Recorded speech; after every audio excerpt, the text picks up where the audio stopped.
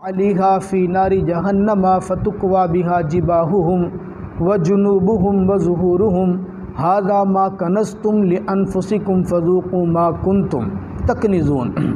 حضرات محترم، آج رمضان المبارک کا دوسرے عشرے کا پہلا دن ہے، یعنی آج 11واں روزہ ہے۔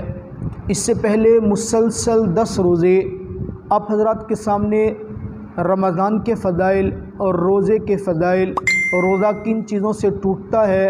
اور یہ تمام چیزیں تفصیل کے ساتھ آپ حضرات کے سامنے بیان کی۔ اس ماہ مبارک کے اندر بہت سارے مسلمان ایک اور اہم عبادت ادا کرتے ہیں، جس عبادت کا نام ہے زکوٰۃ۔ اگرچہ زکوٰۃ کا رمضان کے ساتھ کوئی خاص تعلق تو نہیں ہے، زکوٰۃ کا تعلق تو نصاب کے ساتھ اور سال کے پورا ہونے کے ساتھ ہے، لیکن بہت سارے اہل ایمان نے رمضان کی فضیلت حاصل کرتے ہوئے اپنے سال کو رمضان کے ساتھ ملایا ہوتا ہے۔ اس لیے اس مناسبت سے آج کے درس میں آپ حضرات کے سامنے ذکر کروں گا زکوٰۃ کی فضیلت کو، زکوٰۃ کی اہمیت کو، اور زکوٰۃ نہ دینے والے کے انجام کو۔ انشاءاللہ اب سے ہمارا درس شروع ہوگا تو اس میں زکوٰۃ ہی کے اہم مسائل، زکوٰۃ کا نصاب، زکوٰۃ کی باتیں، یہ ہر ایک کے لیے، صاحب نصاب کے لیے انتہائی ضروری مسائل ہیں۔ ان مسائل کو سنیے گا۔ زکوٰۃ کی اہمیت کا اندازہ آپ اس چیز سے لگا سکتے ہیں کہ میرے آقا مدنی کریم صلی اللہ تعالیٰ علیہ وسلم نے زکوٰۃ کو اسلام کے ارکان میں سے ایک اہم رکن قرار دیا، یعنی اسلام کے 5 بنیادی جو ارکان ہیں ان میں سے تیسرا رکن زکوٰۃ ہے۔ آقا کا فرمان ہے بنی الاسلام علی 5 صوم و صلاۃ و زکوٰۃ، نماز، روزہ، اور تیسرے نمبر پر زکوٰۃ ہے۔ آپ زکوٰۃ کا اندازہ اس بات سے بھی لگا سکتے ہیں، اہمیت کا اندازہ، کہ قرآن پاک میں جن مقامات پر نماز کا اور زکوٰۃ کا اکٹھے حکم دیا ہے، نماز کے ساتھ زکوٰۃ کو 32 مقام پر میرے اللہ نے ذکر فرمایا، اور وہ مقام جو زکوٰۃ کے نماز کے علاوہ ہیں وہ الگ ہیں۔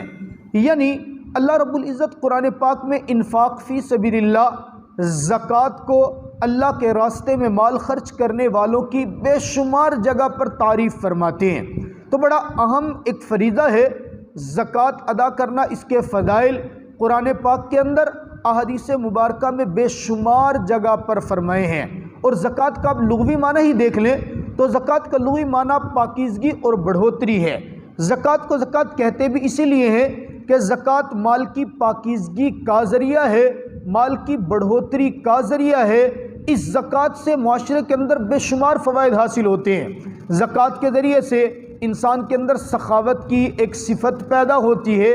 زکوٰۃ کے ذریعے سے غرباء کا تعاون ہوتا ہے، زکوٰۃ کے ذریعے سے غریب کو خوشی منانے کے لیے مالی تعاون مل جاتا ہے، زکوٰۃ کے ذریعے سے رب تعالیٰ کے حکم پر عمل ہوتا ہے، زکوٰۃ ہی کے ذریعے سے میرے آقا کے فرمان کے مطابق اسلام کے بنیادی ارکان پر عمل کیا جاتا ہے۔ عزیز دوستو، زکوٰۃ اسلام کا ایک اہم اور بنیادی فریضہ ہے۔ زکوٰۃ کا منکر دائرہ اسلام سے خارج ہے، کیونکہ زکوٰۃ کی فرضیت قرآن پاک سے، احادیث رسول اللہ سے، اجماع امت سے اور قیاس سے ثابت ہے۔ جو زکوٰۃ کا منکر ہے وہ تو دائرہ اسلام سے ویسے ہی خارج ہو جاتے۔ ہاں، البتہ اگر کوئی شخص زکوٰۃ کی فرضیت کو اقرار تو کرتا ہے، پھر وہ زکوٰۃ ادا نہیں کرتا، تو یہ سستی اور کاہلی کی وجہ سے، عمل نہ کرنے کی وجہ سے گناہگار تو ضرور ہوگا، لیکن اس کے ایمان کو باقی رہے گا، کیونکہ یہ فرضیت کا معترف ہے۔ تو میرے دوستو، جس طرح زکوٰۃ ادا کرنے کے فضائل بے شمار ہیں، اسی طرح زکوٰۃ کا انکار کرنا، زکوٰۃ ادا نہ کرنا، اس کے اوپر وعیدات بھی بہت زیادہ آئی ہیں۔ آپ اندازہ کریں، آقا مدنی کریم صلی اللہ تعالیٰ علیہ وسلم فرماتے ہیں میرے اللہ نے جس کو مال عطا کیا اور وہ اس مال کو گن گن کر رکھتا ہے، مال کا حق ادا نہیں کرتا، رب تعالیٰ کے لیے زکوٰۃ ادا نہیں کرتا، کل قیامت والے دن میرا اللہ اسی مال کو آگ میں تپائے گا، گرم کرے گا، اور گرم کر کے اس کی گردن میں توق بنا کر پہنائے گا۔ بعض روایات میں آتے ہیں میرا اللہ اسی سونے چاندی کو گنجے سانپ کی شکل کے اندر اسی زکوٰۃ ادا نہ کرنے والے پر مسلط کر دے گا، اور یہ ڈسے گا اس کو۔ جو میں نے آیت مبارکہ پڑھی ہے، اس آیت مبارکہ کے اندر تو میرا رب فرماتا ہے یوم یحما علیہا فی نار جہنم فتکوی بہا جباہہم وجنوبہم وظہورہم، یہی سانپ کی شکل کے اندر اس کو تپایا جائے گا،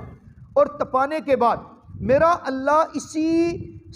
جو اس کا سونا چاندی ہے، زیورات ہیں، اس کے ذریعے سے اس کے پیشانی پر داغ لگائیں گے، اس کے پہلو پر داغ لگائیں گے، اس کی پشت پر داغ لگائیں گے۔ عزیز دوستو، مفسرین نے اس میں بڑی حکمت بیان کی۔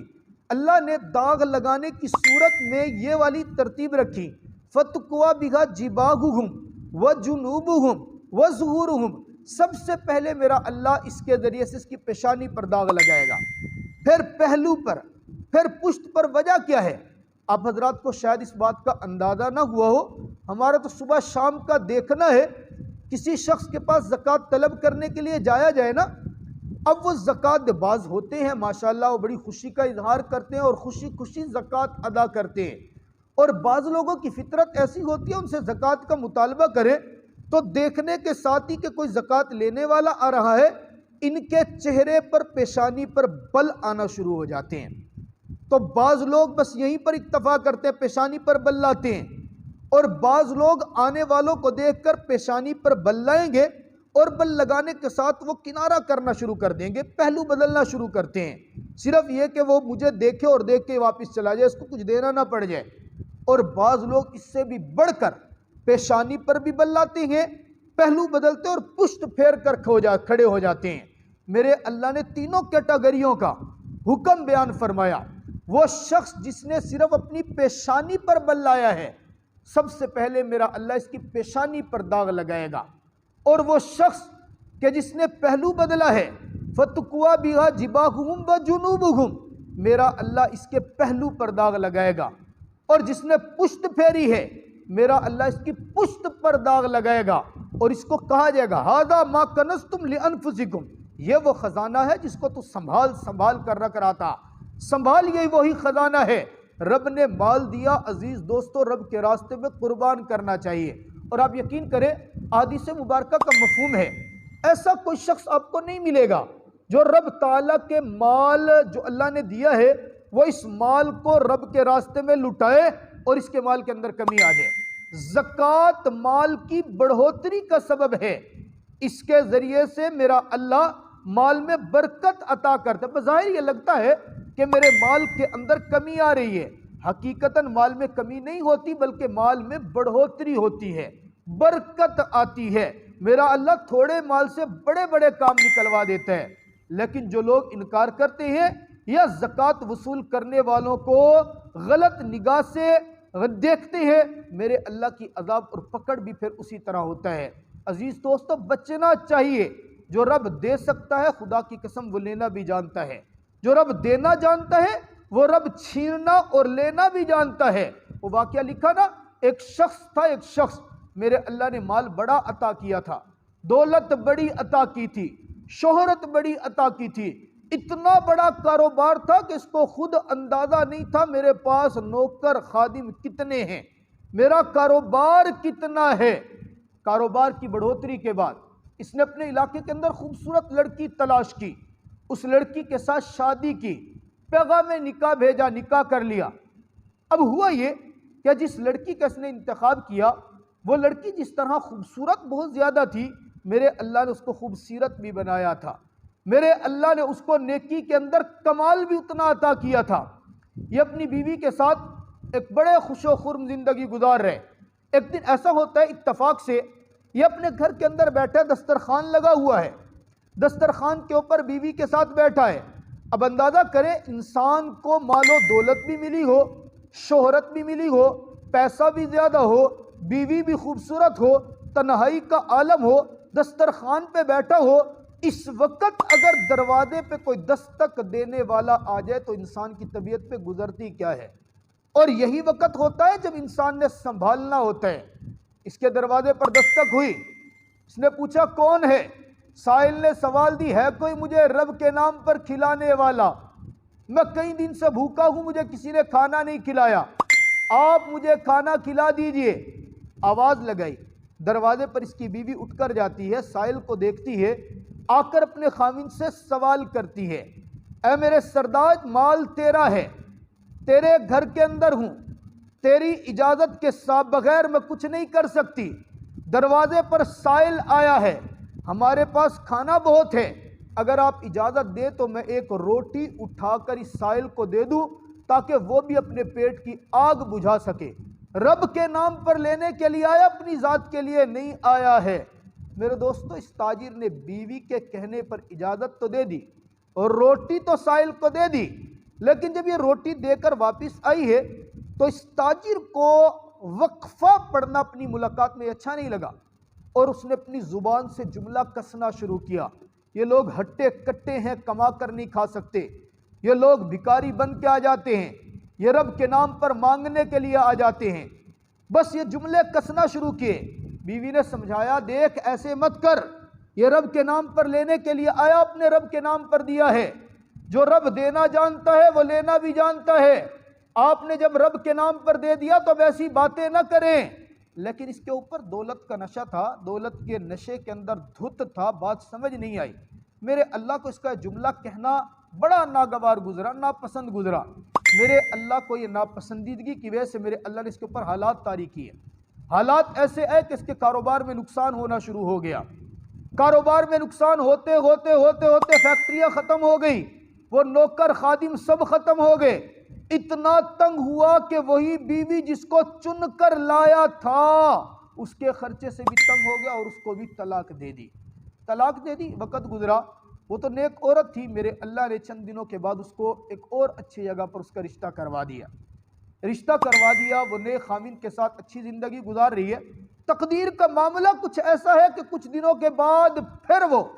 وہی بیوی اپنے نئے خاوند کے ساتھ اسی طرح دسترخوان پر بیٹھی ہے، دسترخوان لگا ہوا ہے، کھانا لگا ہوا ہے، کھانا کھانے کے لیے لقمہ توڑتی ہے، اچانک دروازے پر دستک ہوتی ہے، سائل سوال کرتا ہے کوئی مجھے رب کے نام پر کھلانے والا، میں کئی دنوں سے بھوکا ہوں، مجھے کھلائیے، اس رب کے نام پر کھلائیے، میں کھانا چاہتا ہوں۔ اس عورت نے اسی طرح اپنے خاوند سے پوچھا، اجازت طلب کی، روٹی اٹھائی، دروازے پر پہنچی، دل پر ہاتھ رکھ کر جملے پر غور کیجئے، دروازے پر پہنچتی ہے، دروازہ کھول کر فقیر کے ہاتھ میں جب روٹی دینے لگی، اس کی نظر اچانک فقیر کے چہرے پر پڑی، چہرے پر پڑتے ہی وہیں چیخ ماری اور وہیں پر بے ہوش ہو گئی۔ اب یہ بے ہوش ہو گئی، خاوند بھاگتا ہوا آیا، اس کے ہاتھوں کو ملا، اس کو ہوش میں لانے کی کوشش کی، یہ جیسے ہوش کے اندر آئی ہے، ہوش کے اندر آنے کے بعد خاوند نے پوچھا معاملہ کیا ہے؟ تو تو فقیر کو روٹی دینے گئی تھی، روٹی دے کر تجھے ہوا کیا؟ تو نے چیخ ماری، گر پڑی، بے ہوش کیوں ہو گئی؟ اب ذرا سنیے گا، کان کھول کر سنیے گا، وہ سارے احباب سنے جو رب کے نام پر مانگنے والوں کو حقارت کی نظر سے دیکھتے ہیں، جو دین کا کام کرنے والوں کو ضلالت کی نظر سے دیکھتے ہیں، جو رب کے نام پر زکوٰۃ دیتے ہوئے جملے کستے ہیں، جو رب کے نام پر صدقات دیتے ہوئے باتیں بناتے ہیں، ذرا سنیے گا۔ یہ عورت کہنے لگی، میرے سرتاج، آپ سے پہلے میں ایک شخص کے نکاح کے اندر تھی، وہ بڑا مالدار آدمی تھا، امیر و کبیر آدمی تھا، آج جس طرح میں دسترخوان پہ آپ کے ساتھ بیٹھی تھی، میں کچھ عرصہ پہلے اس کے ساتھ بھی دسترخوان پر بیٹھی ہوئی تھی، دروازے پر اسی طرح دستک ہوئی تھی، ایک بھکاری آیا تھا، میں نے اپنے خاوند سے اجازت لے کر اس بھکاری کو روٹی دی تھی، میرے خاوند نے اس بھکاری کے بارے میں عجیب جملے کسے تھے، میرے رب کی اس کے اوپر آزمائش آئی، آزمائش آنے کے بعد وہ اتنا تنگ ہوا کہ کاروبار ختم ہو گیا، بالآخر اس نے مجھے طلاق دے دی، میرا نکاح آپ کے ساتھ ہوا، آج جب میں نے ماری تو وہ صرف اس لیے کہ میں جب دروازے پر گئی تو وہی میرا خاوند بھکاری بنا میرے دروازے پہ کھڑا تھا، میرے اللہ نے مجھے تو دوبارہ مقام دے دیا، لیکن اس نے جس نے رب کے نام پر جملے کسے تھے وہ آج بھکاری بن کر میرے دروازے پہ کھڑا ہوا تھا۔ میں چیخ اس لیے ماری کہ رب کے خوف میرے دل کے اندر آیا کہ اس نے رب کے نام پر لینے والے کے اوپر جملے کسے تو رب نے اسے بھکاری بنا دیا۔ اب عزیز دوستو، اس سے مزے کی بات، وہ جس کے نکاح کے اندر اب یہ آئی تھی، اس نے سارا ماجرا سننے کے بعد کہا، اچھا تو نے اسے تو پہچان لیا وہ جو تیرے دروازے پر بھکاری بن کے آیا، تو ذرا مجھے بھی تو غور سے دیکھ، میں ہی وہ بھکاری تھا جو اس وقت تیرے دروازے پر آیا تھا۔ میرے رب نے میرے بھکاری پن کو ختم کر کے مجھے دولت بھی دی اور نیک بیوی بھی دے دی، اور جس کے دروازے پہ میں بھکاری بن کے کھڑا تھا آج وہ ہمارے دروازے پہ بھکاری بنا کھڑا ہے۔ اس لیے میرے دوستو، میں عرض کر رہا تھا، مال رب نے دیا ہے، دولت رب نے دی ہے، یہ رزق رب نے دیا۔ میرا رب فرماتے سال کے بعد، ایک مقررہ نصاب گزرنے کے بعد میرے راستے میں خرچ کرنا تمہارا کام ہے، تمہارے رزق میں بڑھوتری اور اضافہ فرما دینا مجھے رب ذوالجلال کا کام ہے۔ بہت سارے خوش نصیب ایسے ہیں جو اس ماہ مبارک کے اندر زکوٰۃ ادا کرتے ہیں، زکوٰۃ ادا کرنے کے ساتھ ساتھ نفلی خیرات اور صدقات بھی دیتے ہیں، اور دینے بھی چاہیے، اس لیے کہ جو فضیلت اس ماہ مبارک کی ہے، رب کعبہ کی قسم وہ سال کے 11 مہینوں کی نہیں ہے۔ اس مہینے میں آپ نے عام بھی سنا ہوگا، عام مثال بھی سنی ہوگی، جملہ سنا ہوگا کہ اس مہینے میں 1 روپیہ خرچ کرو میرا رب 1 لاکھ کے برابر ثواب عطا کرتا ہے۔ اسی طرح ہر چیز کا اجر بڑھا دیا جاتا ہے اس ماہ مبارک میں۔ اس لیے کوشش کریں، جو میرے اللہ نے زکوٰۃ کا حصہ فرض کیا وہ تو ادا کرے ہی کریں، جو زکوٰۃ کے علاوہ بھی ہے اس ماہ مبارک کے اندر خیرات کریں، صدقات کریں، روزے داروں کی افطاری کریں، رب تعالیٰ کے گھر کے اندر کسی چیز کی ضرورت ہے وہ دے۔ میرے نبی کے مہمان جو نبی کا دین پڑھنے کے لیے اپنے گھروں سے نکلے ہیں، جن کے پاؤں کے نیچے فرشتے پر بچھاتے ہیں، جن کے لیے سمندر کی مچھلیاں دعا کرتی ہیں، جن کے لیے آسمان پر اڑنے والے پرندے دعا کرتے ہیں، جن کے لیے زمین کے اندر رہنے والے بلوں کے اندر چونٹیاں دعا کرتی ہیں، ان کے لیے ضرور ضرور جس طرح اپنے بچوں کے لیے عید کے کپڑے خریدتے ہیں، اپنے بچوں کی خوشیاں آپ کو عزیز ہے، ان کو بھی اپنا بچہ سمجھیں۔ رب کعبہ کی قسم پیغمبر نے تو فرمایا ہے، کسی یتیم بچے کے سر کے اوپر محبت سے ہاتھ رکھنا صرف تمہارا کام ہے، تمہارے ہاتھ کے نیچے جتنے بال آئیں گے ہر بال کے بدلے میرا اللہ نیکیاں تمہیں عطا کر کے رکھ دے گا۔ میرا یقین ہے جس طرح میرا رب نیکیاں دے گا، اسی طرح جتنے بال ہاتھوں کے نیچے آئیں گے میرا اللہ اتنے گناہوں کو بھی معاف فرما دے گا۔ یہ تو محبت کرنے کا عالم ہے، ہاتھ رکھنے کی وجہ سے اتنا بڑا اجر مل رہا ہے۔ جو ان بچوں کا تعاون کرے، ان کے سر کے اوپر چھت کا سایہ کرے، ان کے لیے کھانے کا انتظام کرے، ان کے لیے کتابوں کا انتظام کرے، ان کے لیے رہائش کا انتظام کرے، اس کا عالم کیا ہوگا۔ زندگی رہی تو انشاءاللہ کل کے درس میں آپ حضرات کے سامنے زکوٰۃ کا نصاب اور زکوٰۃ کے دیگر مسائل ذکر کریں گے۔ آج کے درد میں خدا کی قسم یہ درد دل رکھ رہا ہوں، اس کو نوٹ کیجئے، یہ دولت، یہ شہرت، یہ مال، یہ کسی کے باپ کی ذاتی جاگیر نہیں ہوتی۔ جو میرا رب دے سکتا ہے وہ چھین بھی سکتا ہے۔ دیکھا ہے ابھی آپ نے چند دن پہلے جو اس پورے پاکستان کا بادشاہ بنا تھا،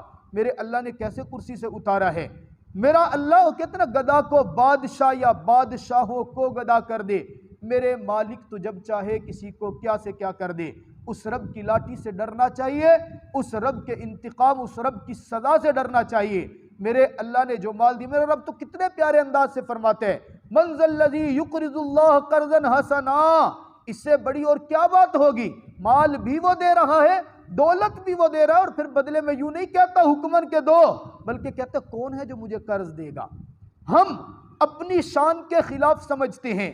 ہم کسی سے قرض لیں ہم اپنی شان کے خلاف سمجھتے ہیں، جس نے ہمارے ساتھ اچھائی کری ہم اس کے ساتھ برائی کریں، ہم اپنی غیرت کے خلاف سمجھتے ہیں۔ ہم سمجھتے ہیں کہ کوئی میرے کام آیا تو میں ڈبل اس کے کام آؤں، وہ تو احکم الحاکمین ہے۔ وہ رب جب فرما رہے تم مجھے دو گے تو وہ قرض ہے، جب قرض رب لے گا تو وہ کیسے واپس نہیں کرے گا یار، ضرور بڑھا چڑھا کے میرا اللہ واپس کرے گا۔ میرا اللہ آپ کو اور مجھے سمجھنے کی توفیق عطا فرمائے۔